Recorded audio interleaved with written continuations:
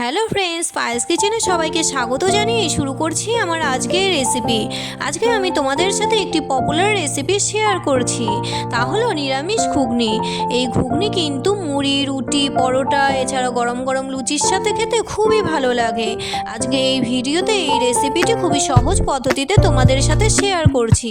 তাহলে চলো শুরু করি।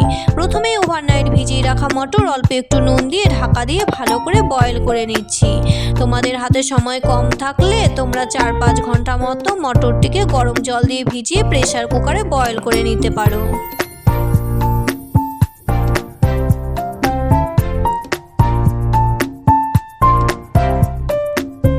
মটর সেদ্ধ আমার হয়ে গেছে। এবার একটি কড়াইয়ে তেল গরম করে ফোড়নে দিলাম শুকনো লঙ্কা, গোটা জিরে আর তেজপাতা। চৌকো করে কেটে রাখা আলু আমি হালকা করে ভেজে নিচ্ছি।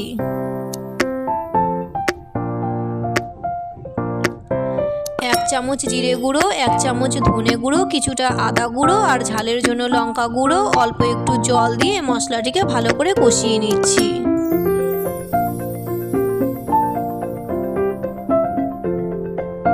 স্বাদ মতো নুন ও কালারের জন্য হলুদ দিয়ে দিচ্ছি। এখন অল্প একটু চিনি দিয়ে দিলাম।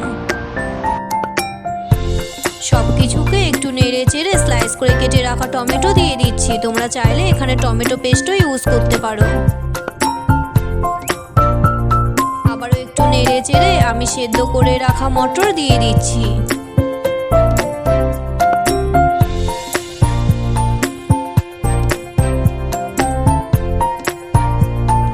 লো ফ্লেমে 3-4 মিনিট মতো সবকিছুকে নেড়ে চেড়ে আমি ঝোলের জন্য পর্যাপ্ত পরিমাণে জল দিয়ে দিচ্ছি।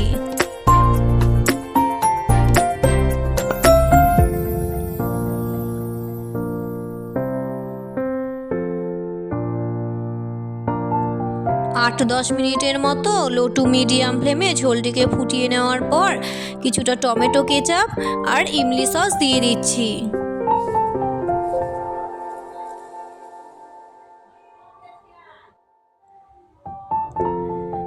আবারও একটু নেড়ে চেড়ে আমি জিরে, ধনে আর শুকনো লঙ্কা ড্রাই রোস্ট করে মিক্সিতে পেস্ট করে নিয়েছিলাম সেই ভাজা মশলা, কিছুটা গরম মশলা আর ঘি দিয়ে নেড়ে চেড়ে নামিয়ে নিচ্ছি ঘুগনি।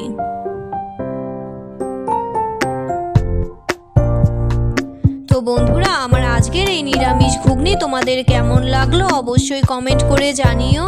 ভালো লাগলে লাইক করো আর বন্ধুদের সাথে বেশি করে শেয়ার করো। দেখা হচ্ছে নতুন রেসিপি নিয়ে। ততক্ষণ পর্যন্ত সবাই সুস্থ থেকো ও ভালো থেকো। আসছি, টাটা।